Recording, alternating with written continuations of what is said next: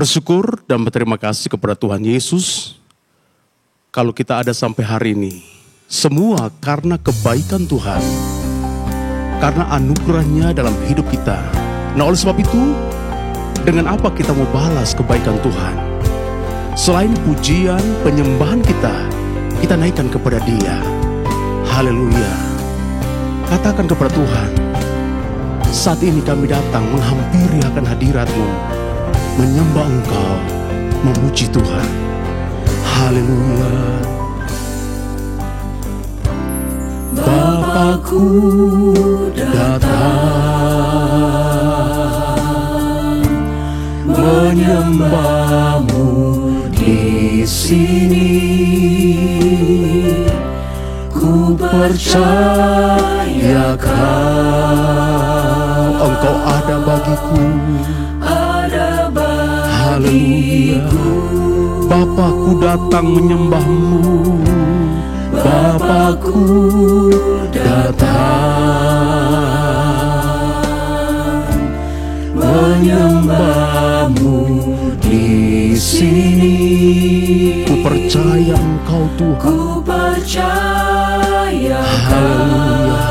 Mari sembah Dia, muliakan Tuhan. Tuhan ada dalam setiap hidup kita. Tak usah ku takut, sebab Kau sertaku. Tak usah ku bimbang, Kau di dalamku. Tak usah ku cemas, Kau penghiburku. Saat ku lemah, Kau kuatku.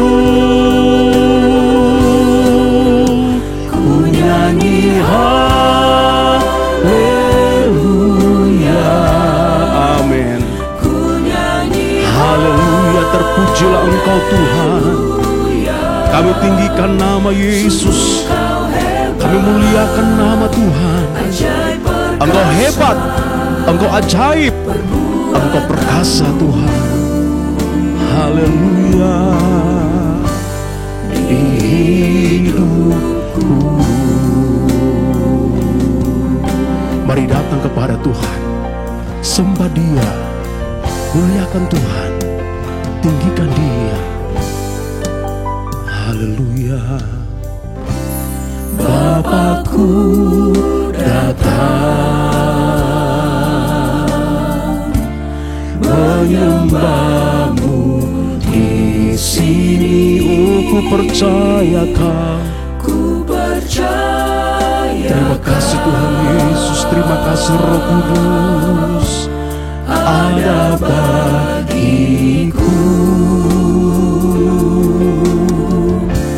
Tak usah ku takut, sebab Kau sertaku. Amin. Tak usah ku bimbang, Kau di dalamku. Tak usah ku cemas, Kau penghiburku. Saat ku lemah, Kau kuatku. Ku nyanyi haleluya. Ku nyanyi haleluya. Sungguh Kau hebat. Amin. Ajaib perkasa perbuatan-Mu.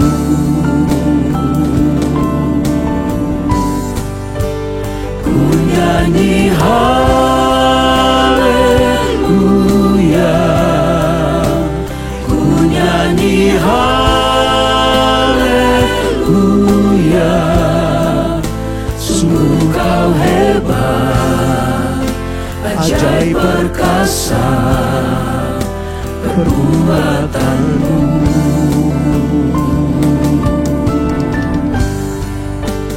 Ku nyanyi haleluya. Mari sembah Dia, tinggikan Dia. Haleluya, haleluya, haleluya.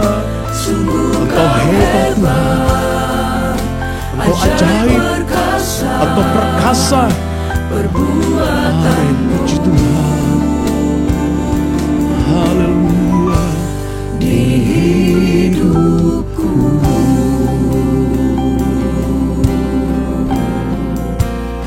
Haleluya, haleluya. Haleluya, haleluya. Sungguh Engkau heran, ajaib, dan mulia Tuhan. Terpujilah namamu, segala pujian, syukur, hormat, dan kemuliaan kami mau naikkan bagimu. Engkau Allah yang layak dipuji, Engkau Allah yang layak ditinggikan. Terima kasih Tuhan. Kami mau serahkan kehidupan kami ke dalam tangan-Mu.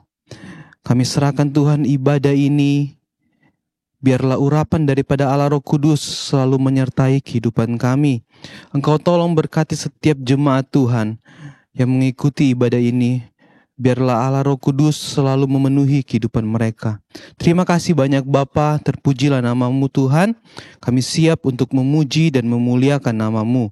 Terpujilah namamu, di dalam nama Tuhan Yesus Kristus kami telah berdoa. Haleluya. Amin. Mari berdiri bersama-sama. Kita puji Tuhan. Kita tinggikan nama Yesus.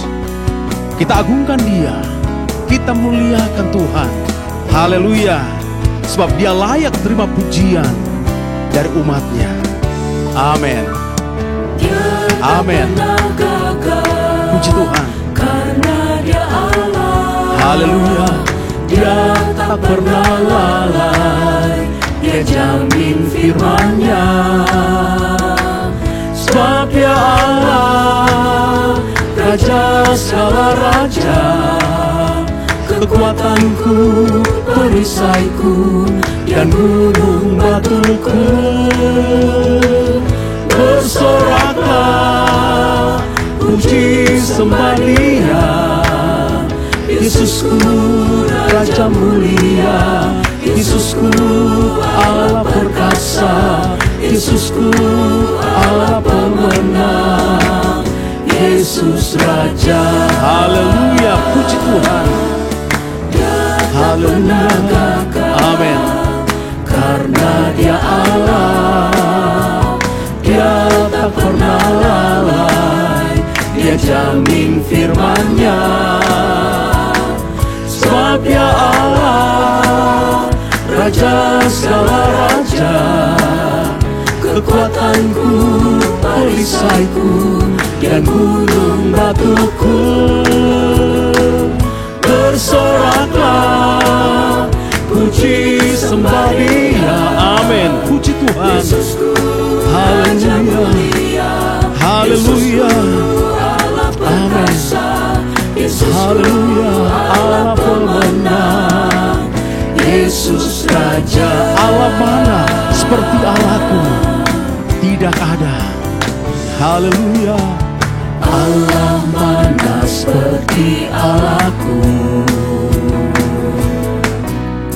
Tuhan mana seperti Tuhanku. Dia benteng perisai, menara pembebasan bagi semua yang percaya padanya. Allah mana seperti Allahku? Tidak ada. Amin. Kita percaya Yesus adalah Tuhan kita. Dia Allah. Amin. Terima kasih Tuhan Yesus. Kami puji Engkau. Kami muliakan nama Tuhan. Engkau pemimpin kami. Puji Tuhan. Amin. Haleluya. Allah mana seperti Allahku. Tuhan mana seperti Tuhanku. Dia benteng perisai, menara pembebasan bagi semua yang percaya padanya. Haleluya. Amin. Allah mana seperti Allah. Kami aminkan pujian ini ya Tuhan, bahwa Engkau Yesus adalah Tuhan kami. Engkau adalah Allah kami.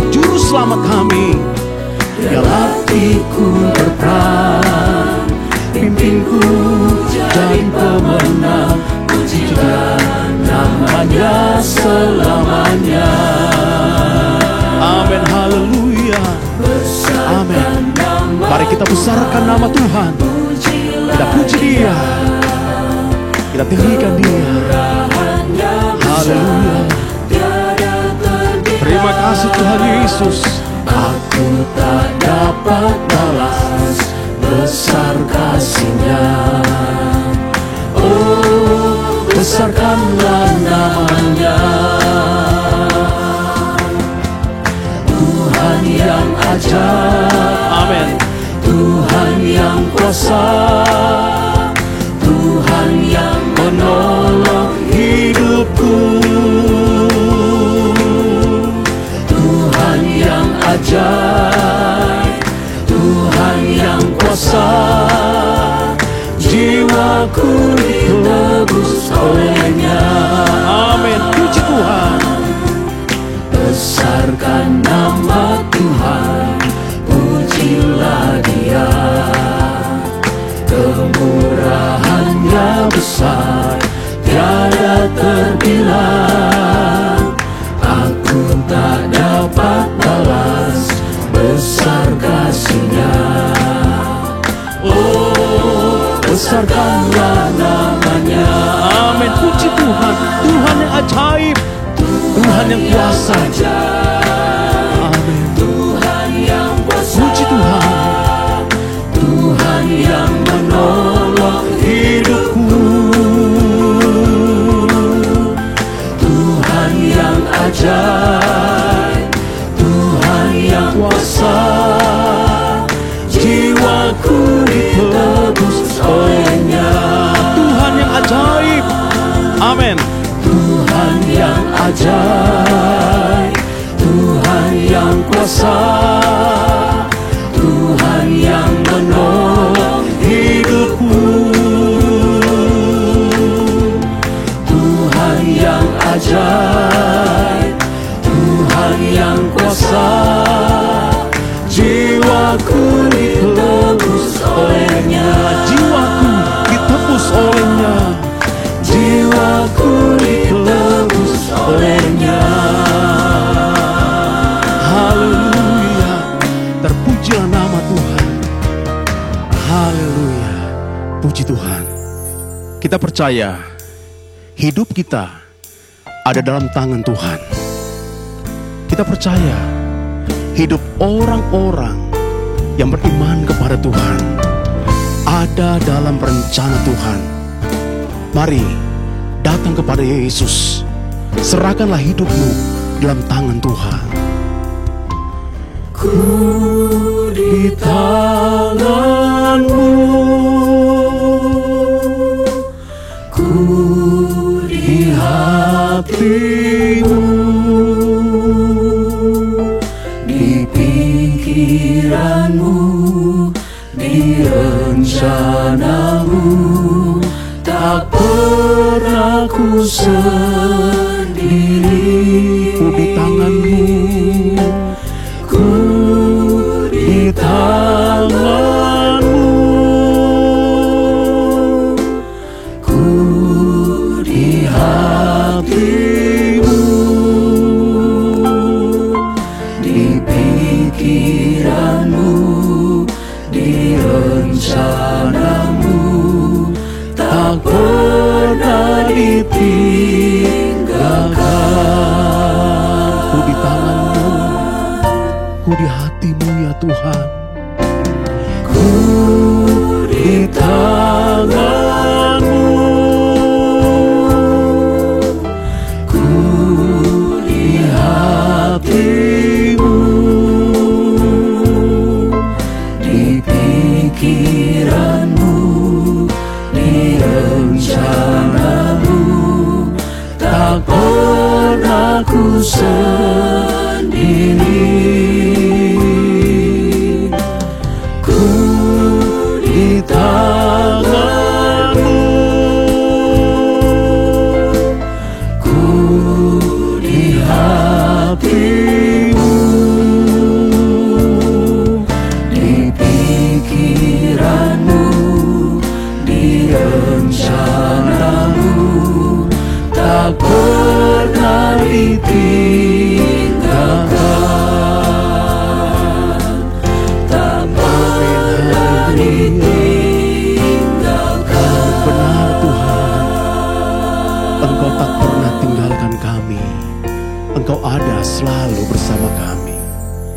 Haleluya. Siapkan hati untuk terima firman Tuhan. Mari, katakan kepada Tuhan, ajar kami untuk selalu mengerti segala rencana Tuhan dalam hidup ini. Ajar kami untuk selalu berserah sepenuhnya ke dalam tangan Tuhan. Pimpin kami Tuhan dalam terang firman-Mu. Haleluya. Bapakku, Engkau ajaib, sungguh ajaib. Ajaiblah segala rancangan-Mu dalam hidup kami. Engkau yang sanggup mengadakan segala keperluan, kebutuhan kami. Dan ajar kami untuk selalu mengerti segala rencana Tuhan dalam hidupku. Haleluya. Mari nyanyikan pujian ini. Ajar kami Tuhan. Haleluya. Terima kasih Roh Kudus. Terima kasih Tuhan. Tuhan yang pimpin hidup kami. Tuhan yang bawa hidup kami untuk selalu dekat dengan Tuhan, untuk selalu bersekutu dengan-Mu ya Tuhan. Terpujilah nama Tuhan. Pimpinlah jalanku dalam terang firman-Mu. Ajarku berharap hanya kepadamu, hanya padamu. Bapakku, ajaib segala rancangan-Mu dalam hidup kami. Haleluya. Ajaib segala rancangan-Mu. Tuhan, ku heran perbuatan-Mu, heran perbuatan-Mu. Engkau sanggup mengadakan segala yang ku perlukan. Amin. Menurut kehendak-Mu terjadilah. Mari dengan sungguh-sungguh katakan, Tuhan, ajarku untuk mengerti segala rencana-Mu. Haleluya. Ini kami ya Tuhan. Ini kami anak-anak-Mu. Kami bawa hidup kami. Haleluya, haleluya. Amin. Pimpinlah jalanku, pimpinlah jalanku dalam terang firman-Mu. Ajarku berharap hanya padamu. Bapakku, ajaib, ajaiblah Engkau. Bapakku, ajaib segala rancangan-Mu. Oh Tuhanku, heran perbuatan-Mu. Engkau sanggup mengadakan segala yang kami perlukan Tuhan. Amin. Mengadakan segala yang ku perlukan. Menurut kehendak-Mu terjadilah. Bapakku, ajaib, ajaib Engkau. Bapakku, ajaib segala rancangan-Mu, Tuhanku, Tuhanku, heran perbuatan-Mu,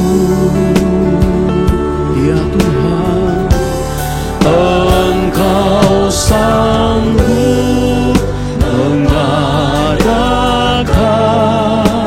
segala yang ku perlukan, menurut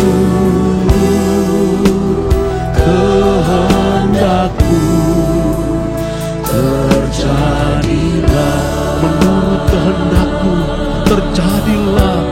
Haleluya. Amin. Kehendak-Mu terjadilah.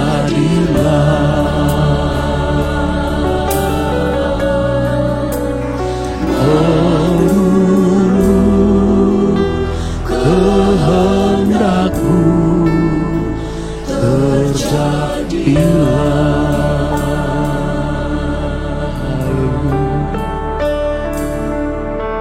Haleluya, haleluya. Benar ya Tuhan, rencana-Mu, pertolongan-Mu ajaib dalam kehidupan kami. Biarlah kami terus menyerahkan hidup kami sepenuhnya ke dalam tangan Tuhan. Maka kami terus akan mengalami keajaiban Tuhan nyata dalam sepanjang kehidupan kami. Tuhan, tiba saatnya kami akan dengar firman-Mu. Berbicaralah Tuhan bagi kami lewat firman Allah yang disampaikan hamba-Mu. Dan kiranya Roh Kudus bekerja sehingga firman itu menjamah kami, mengubahkan kami, membawa kami semakin hari semakin indah di hadapan Tuhan. Terpujilah nama-Mu Tuhan, urapilah hamba-Mu dan urapilah kami semua sehingga kami sama-sama diberkati oleh firman Tuhan yang kami dengarkan. Terpujilah nama-Mu Tuhan, kami siap terima firman Tuhan di dalam nama Tuhan Yesus Kristus. Haleluya, amin.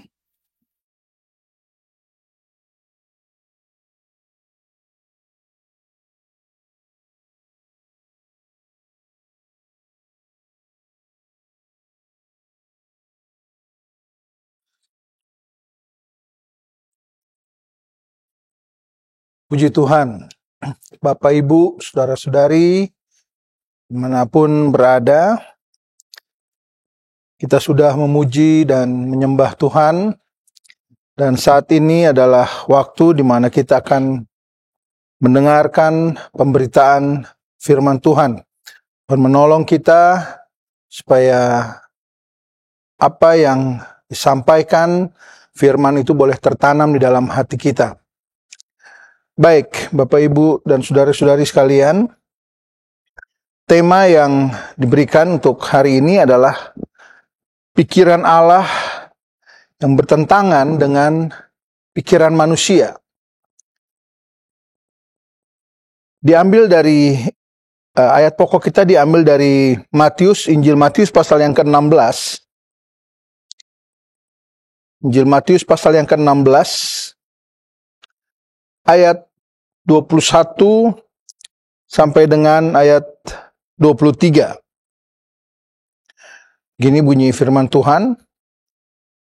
Sejak waktu itu, Yesus mulai menyatakan kepada murid-muridnya bahwa ia harus pergi ke Yerusalem dan menanggung banyak penderitaan dari pihak tua-tua, imam-imam kepala, dan ahli-ahli Taurat, lalu dibunuh dan dibangkitkan pada hari ketiga. Tetapi Petrus menarik Yesus ke samping dan menegur dia, katanya, Tuhan, kiranya Allah menjauhkan hal itu. Hal itu sekali-kali takkan menimpa engkau. Maka Yesus berpaling dan berkata kepada Petrus, enyahlah iblis, engkau suatu batu sandungan bagiku. Sebab engkau bukan memikirkan apa yang dipikirkan Allah, melainkan apa yang dipikirkan manusia. Ketika manusia jatuh ke dalam dosa. Adam dan Hawa tergoda oleh tipu daya iblis, kemudian memakan buah yang dilarang itu, sehingga mereka jatuh dalam dosa, maka terputuslah hubungan antara manusia dengan Allah. Karena Allah tidak mau, bahkan Allah membenci dosa.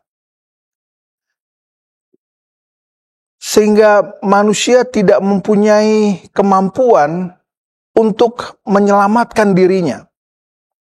Untuk kembali lagi menjadi manusia yang sepenuhnya suci kudus. Seperti waktu awal penciptaan itu.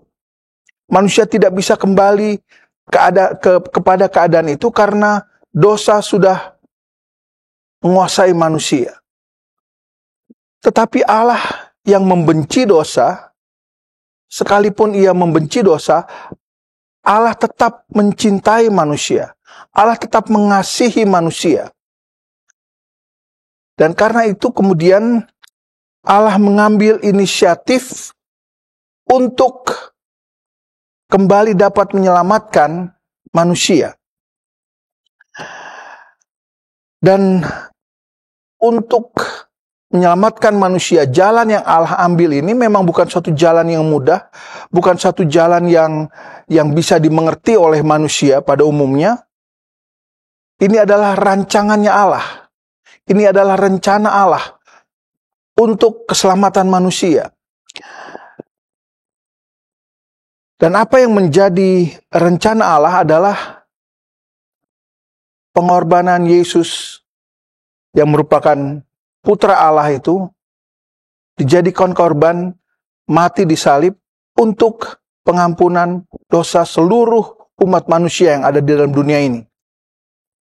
Dan sebab itu, dalam ayat ini kita baca, Yesus sudah mulai menyatakan akan keadaan di mana dia akan mengalami kesengsaraan.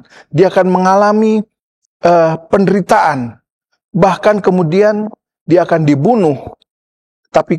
Dan dia akan dibangkitkan kembali pada hari yang ketiga.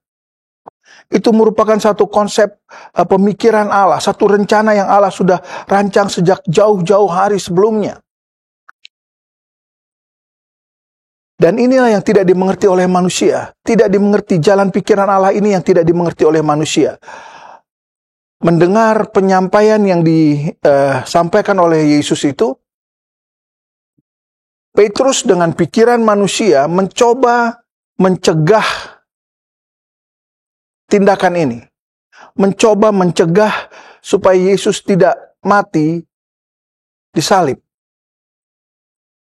Petrus tidak tahu bahwa kalau upaya mencegah kematian Yesus untuk menjadi korban bagi penyelamatan manusia itu adalah satu hal yang salah, satu hal yang bukan berasal dari dia. Tetapi iblis memakai Petrus untuk menggagalkan rencana Allah. Dan inilah satu tindakan yang berbahaya. Ya, sebab itu dengan keras Yesus menegur Petrus, dikatakan kepadanya, "Enyahlah iblis."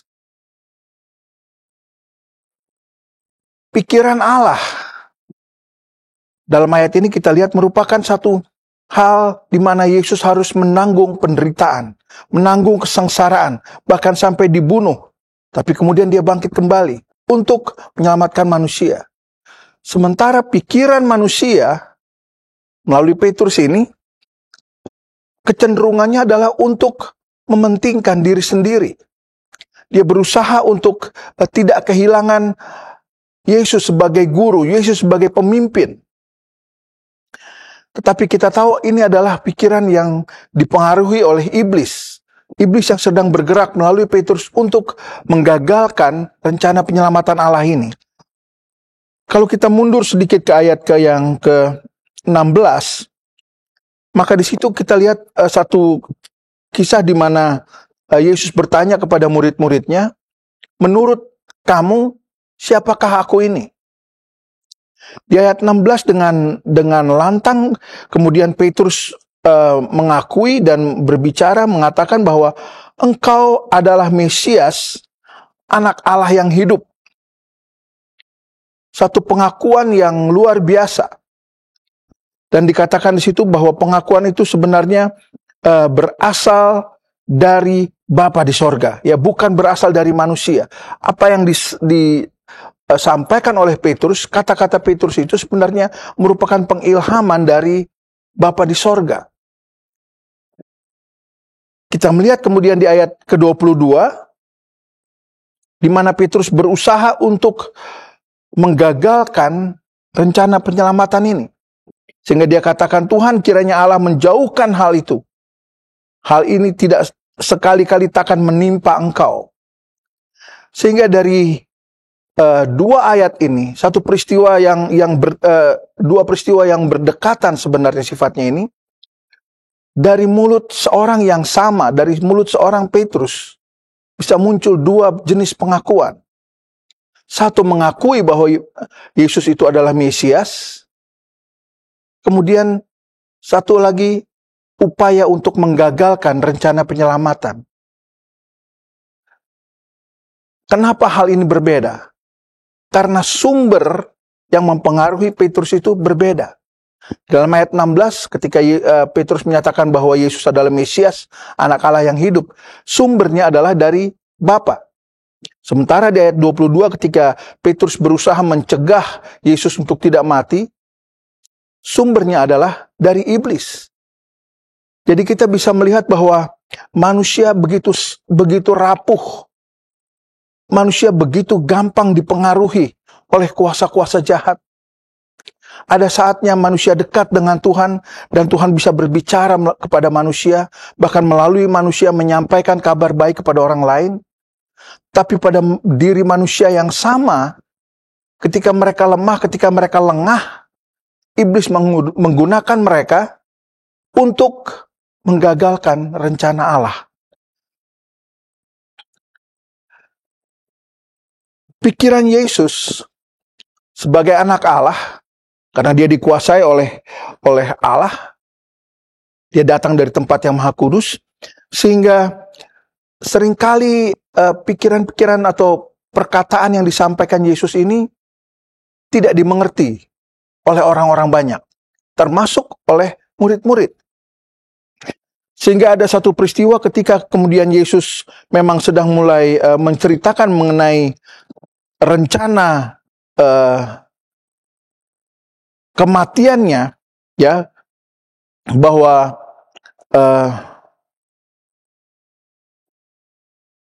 Yesus akan mengalami kematian, bahwa Yesus akan mengalami sengsara. Kalau kita baca di dalam kitab Markus pasal yang ke-9, maka kita bisa melihat bahwa ketika Yesus sampaikan hal itu, murid-murid tidak paham. Murid-murid tidak mengerti perkataan Yesus. Cuma ayat itu kemudian katakan, mereka segan untuk bertanya. Tapi mereka tidak mengerti. Begitulah keadaannya. Pikiran Allah, pikiran Yesus yang ada dalam Yesus itu seringkali tidak dipahami oleh manusia. Ketika Yesus bertemu dengan seorang guru, seorang pengajar agama Yahudi yang bernama Nikodemus, kemudian terjadi pembicaraan antara kedua orang ini. Yesus menceritakan mengenai proses kelahiran baru. Proses kelahiran baru di dalam Tuhan. Ya, manusia yang baru lahir karena dia meninggalkan hal-hal yang jahat, meninggalkan kehidupan yang lama, dan menerima hal-hal baru dalam penebusan Yesus Kristus. Hal ini pun tidak dipahami oleh Nikodemus. Ya, karena apa? Karena pikiran manusia berbeda dengan pikiran Allah. Sebab itu, mari pada kesempatan ini secara singkat kita coba pelajari dan bandingkan apakah yang menjadi pikiran Allah dan apakah yang menjadi pikiran manusia. Apakah yang menjadi pikiran Allah? Pertama, saya akan lihat dari 3 hal saja secara singkat. Pertama,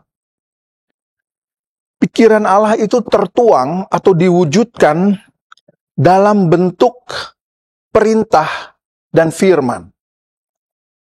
Ketika Allah berfirman kepada manusia,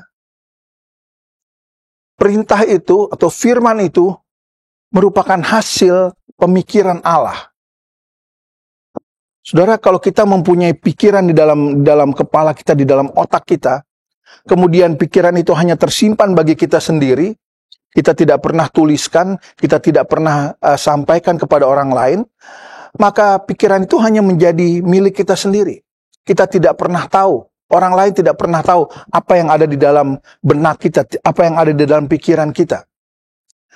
Sebab itu Allah untuk menunjukkan isi hatinya, untuk menunjukkan pikirannya kepada manusia, maka Allah memberikan perintah atau firman kepada bangsa Israel di dalam perjanjian lama melalui pemimpinnya Musa. Seringkali Allah menyampaikan peraturan, Allah menyampaikan ketetapan-ketetapan Allah yang harus diajarkan bagi bangsa Israel. Allah berfirman kepada Musa. Ada kalanya juga Allah berfirman kepada bangsa Israel.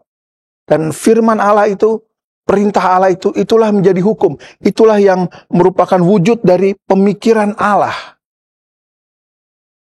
bagi manusia. Hal kedua, pikiran Allah itu murni, pikiran Allah itu kudus, benar, dan baik. Itulah pikiran Allah. Tidak ada hal-hal yang terselubung, tidak ada hal-hal yang tersembunyi yang Allah mau coba sembunyikan dari manusia. Tapi Allah ingin manusia mengerti apa yang menjadi pikiran Allah. Kalau kita baca dan lihat dari 2 ayat di dalam kitab Amsal pasal yang ke-30.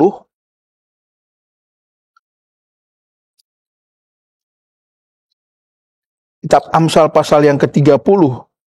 Kemudian kita bandingkan juga dengan kitab Roma pasal yang ke-7.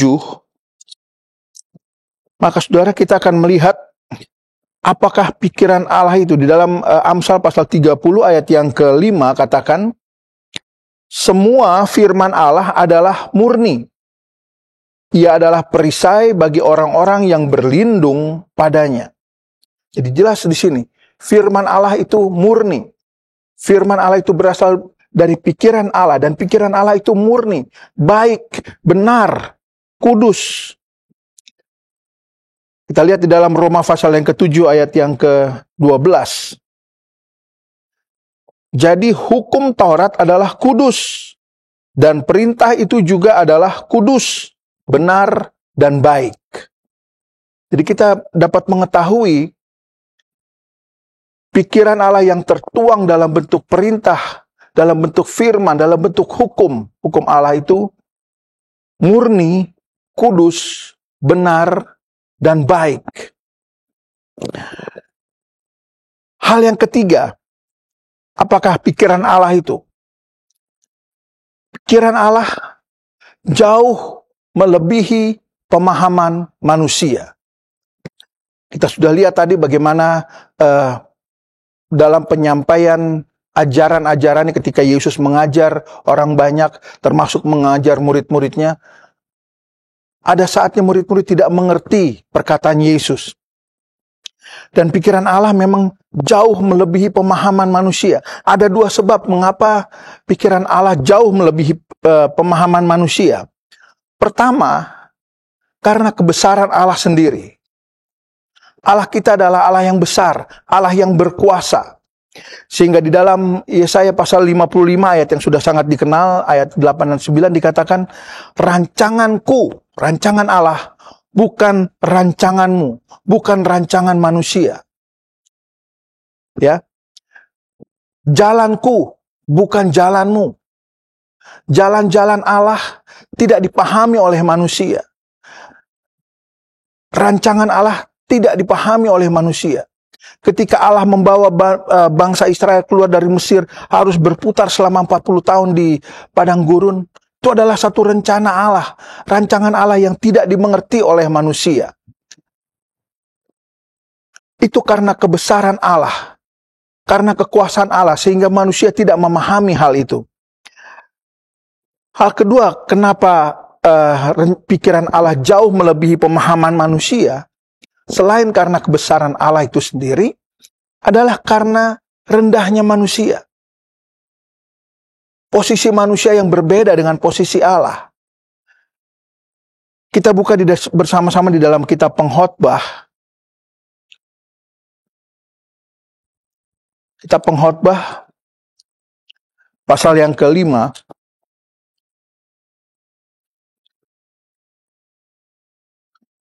ayat yang pertama, saya bacakan. Janganlah terburu-buru dengan mulutmu, dan janganlah hatimu lekas-lekas mengeluarkan perkataan di hadapan Allah. Karena Allah ada di sorga, dan engkau di bumi. Oleh sebab itu, biarlah perkataanmu sedikit. Allah ada di sorga, tempat yang mulia, tempat di mana tidak ada kesalahan, tempat di mana tidak ada tipu daya, tempat yang kudus, suci. Sementara manusia hidup di dalam dunia yang dikuasai oleh dosa, dikuasai oleh kejahatan. Begitu berbedanya suasananya. Sehingga kita melihat bahwa kebesaran Allah dan kerendahan manusia membuat pikiran-pikiran Allah sulit untuk dapat dipahami oleh manusia. Dan apakah yang menjadi pikiran manusia? Kita buka bersama-sama di dalam Yeremia pasal yang ke-17.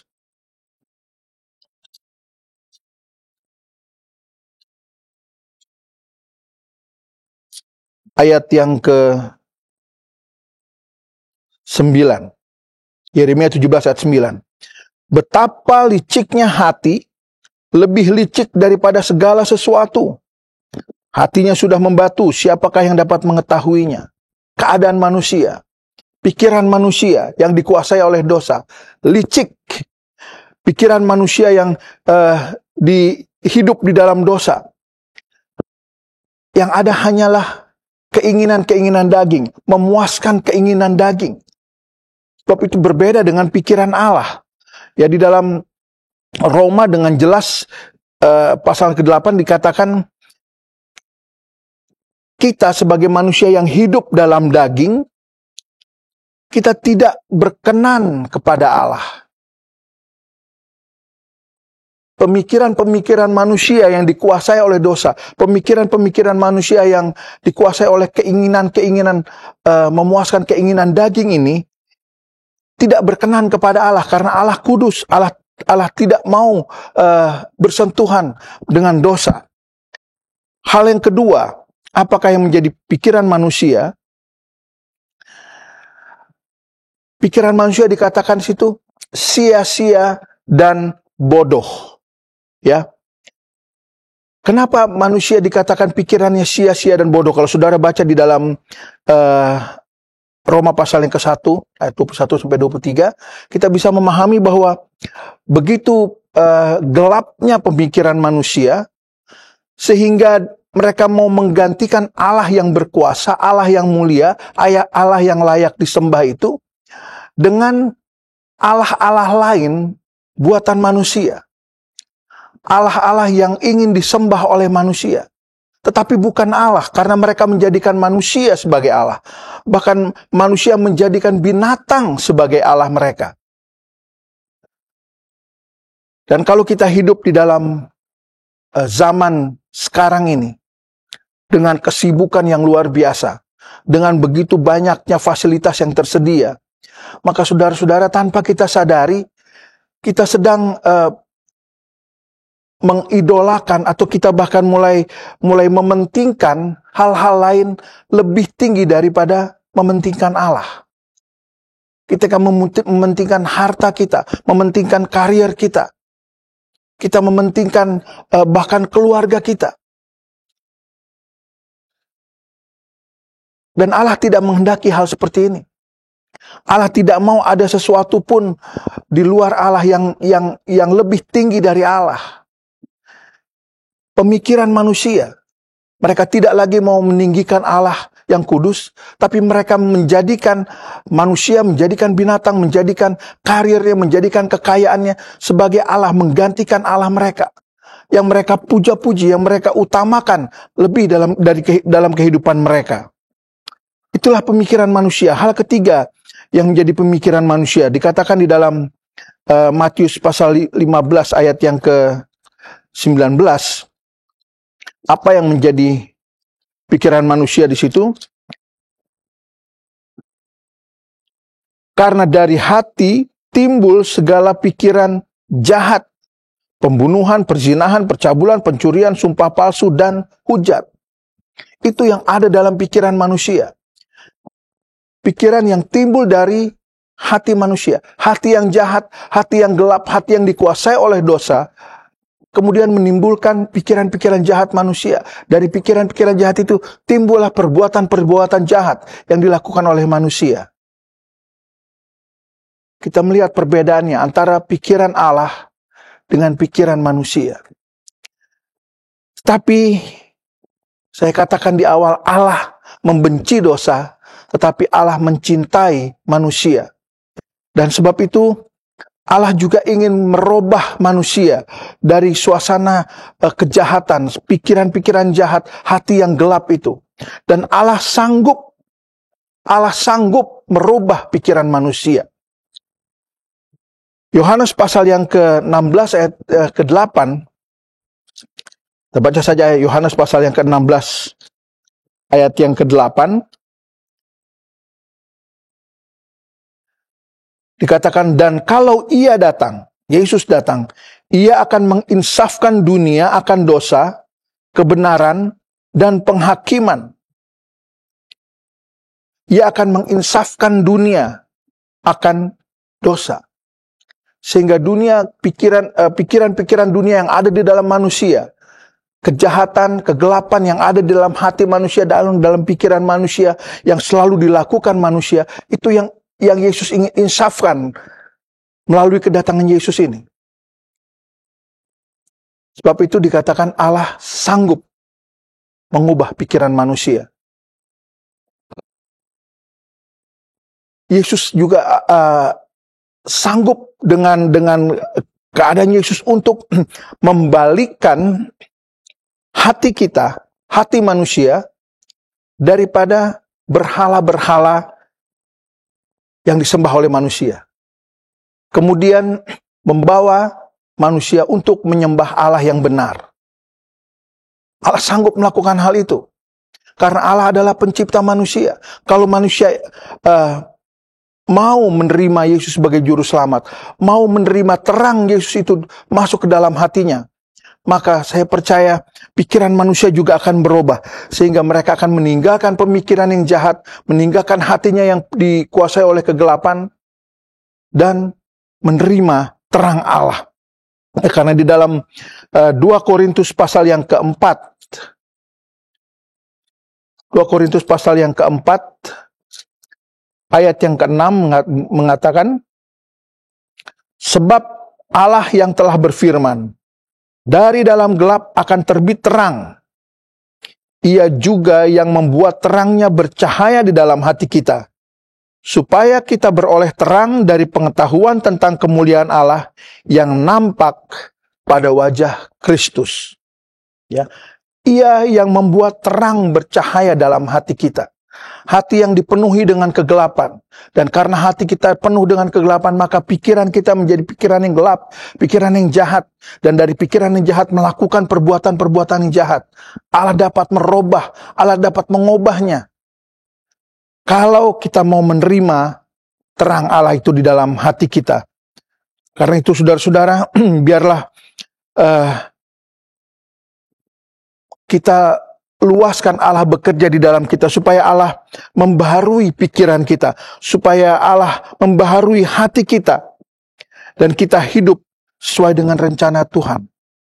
Dan dengan pertolongan firman dan Roh Kudus, kita akan belajar lebih banyak lagi untuk memahami pikiran-pikiran Kristus dalam kehidupan kita. Sebagai ayat yang terakhir dalam Mazmur pasal 51, ayat yang ke 12, 51, Mazmur 51 ayat 12 katakan, jadikanlah hatiku tahir ya Allah, dan perbaharuilah batinku dengan roh yang teguh. Kalau kita minta kepada Tuhan, supaya Tuhan membersihkan hati kita, mentahirkan hati kita, menjadikan terang itu di dalam hati kita, maka terang akan menguasai kita, dan kita mulai akan belajar memahami pikiran-pikiran Allah dalam hidup kita. Tuhan kiranya menolong kita sekalian. Haleluya. Mari kita berdoa. Kita akan siap untuk menerima perjamuan Tuhan. Allah Bapa kami di dalam sorga, kami mengucap syukur untuk firman yang Tuhan sudah berikan kepada kami saat ini.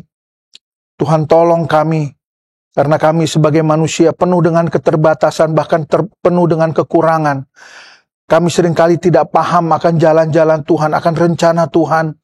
Karena kami hidup dengan cara berpikir kami sendiri yang dikuasai oleh kejahatan. Tuhan ampuni dosa dan kesalahan kami. Dan biarlah dengan hati yang terbuka kami boleh menerima Engkau di dalam hati kami. Supaya Engkau memberikan terang-Mu di dalam kami. Dan kalau Engkau menerangi hati kami, menerangi pikiran kami menjadi manusia yang baru. Kami dapat melakukan hal-hal yang baik sesuai dengan apa yang Tuhan inginkan kami perbuat dalam kehidupan kami. Bapak itu Tuhan, tolonglah kami, sucikan hati kami, kuduskan kami, supaya pada kesempatan ini juga kami akan menikmati perjamuan Tuhan. Tuhan layakan kami. Supaya dalam perjamuan ini, Tuhan ini, kami boleh menyatu dengan Tuhan. Kami tinggal di dalam Engkau, dan Engkau tinggal di dalam kami.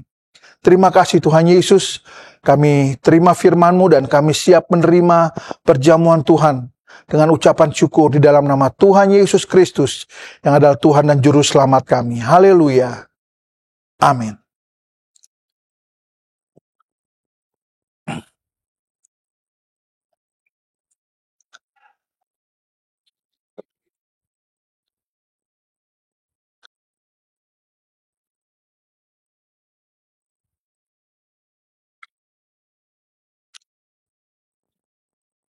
Bapak, Ibu, Saudara-saudari sekalian, kita akan masuk dalam perjamuan Tuhan. Dan untuk itu saya mengundang kita berdiri bersama-sama, kita menghormati perjamuan Tuhan ini.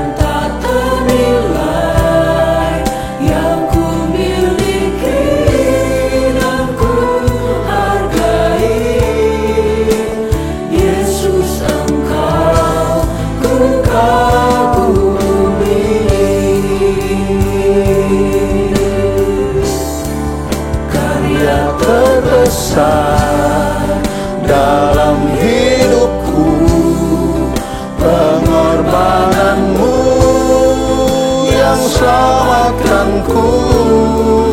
Engkaulah harta yang tak ternilai, yang ku miliki dan ku hargai. Yesus, Engkau ku kagumi.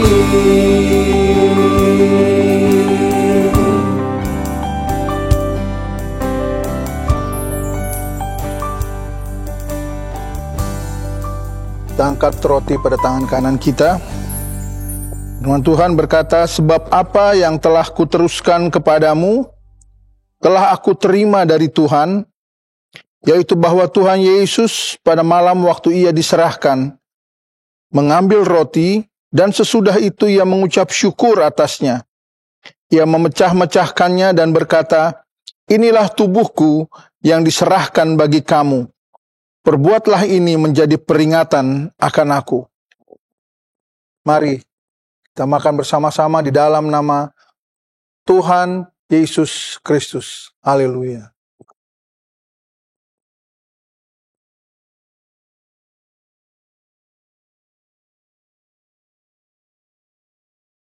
Haleluya. Terima kasih Tuhan. Terima kasih buat tubuhmu yang dipecah-pecahkan bagi kami. Haleluya. Haleluya. Kita angkat cawan anggur ini dengan tangan kanan di atas kita. Firman Tuhan katakan, demikian juga ia mengambil cawan sesudah makan lalu berkata, cawan ini adalah perjanjian baru yang dimeteraikan oleh darahku. Perbuatlah ini setiap kali kamu meminumnya menjadi peringatan akan aku. Sebab setiap kali kamu makan roti ini dan minum cawan ini, kamu memberitakan kematian Tuhan sampai ia datang. Kita minum anggur ini dalam nama Tuhan Yesus Kristus. Haleluya.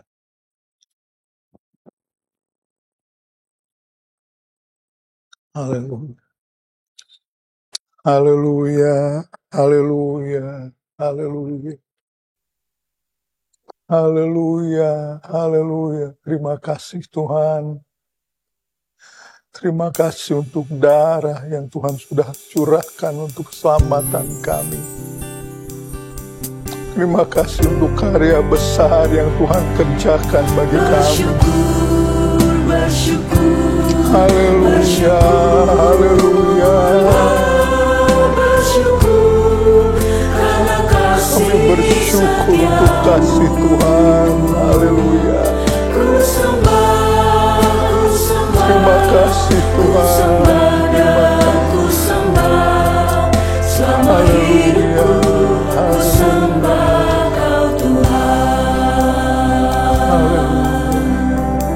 Kasih Allahku, kasih Allahku sungguh telah terbukti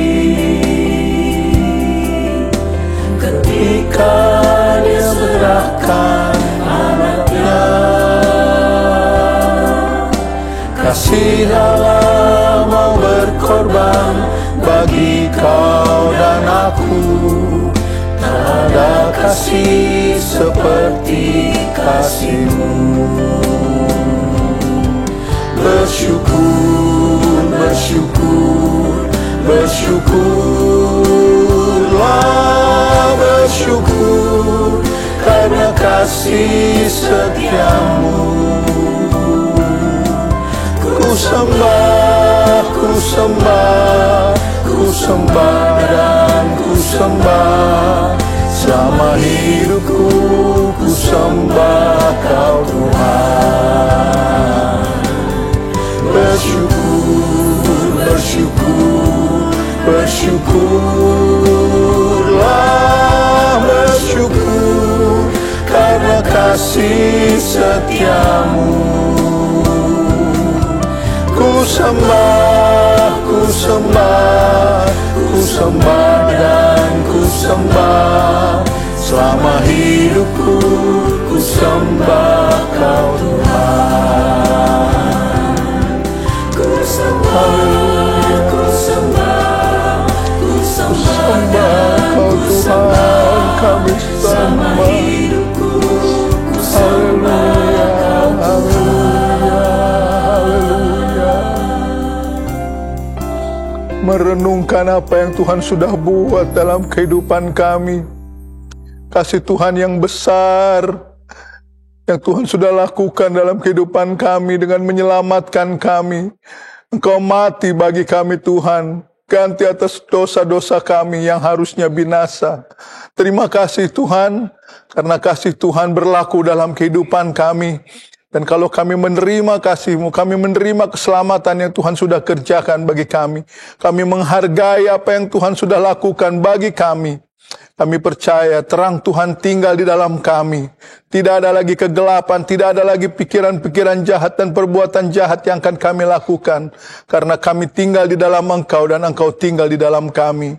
Terima kasih Tuhan Yesus. Biarlah pikiran-Mu dapat kami pahami melalui perintah-perintah-Mu dan melalui firman-Mu. Kami belajar akan firman-Mu supaya kami mengerti lebih banyak tentang Engkau Tuhan. Terima kasih Tuhan Yesus. Kami berdoa juga Tuhan bagi mereka yang mengalami sakit, baik di rumah sakit, biarlah tangan Tuhan yang berkuasa terulur bagi mereka, menyembuhkan mereka. Mereka yang dalam keadaan berat menghadapi kehidupan saat ini, biarlah Tuhan memberikan kekuatan kepada mereka, memberikan jalan keluar kepada mereka. Dan mereka juga boleh merasakan campur tangan Tuhan dalam kehidupan mereka. Kuasa Tuhan nyata dalam kehidupan mereka. Terima kasih Tuhan Yesus. Kami yang sudah menyaksikan program ini juga boleh diberkati sama-sama. Karena kami tahu Tuhan ada bersama-sama dengan kami. Dan sekarang saudara-saudara, terimalah berkat dan anugerah dari Allah Bapa, cinta kasih dan kemurahan dari Yesus Kristus anaknya yang tunggal. Di dalam persekutuan, pemeliharaan dan kekuatan Allah Roh Kudus yang selalu menyertai kita. Mulai saat ini sampai Maranatha Tuhan Yesus datang kembali. Kita terima berkat ini dengan mengucap syukur di dalam nama Tuhan Yesus Kristus. Dan semua kita yang percaya berkata, amin.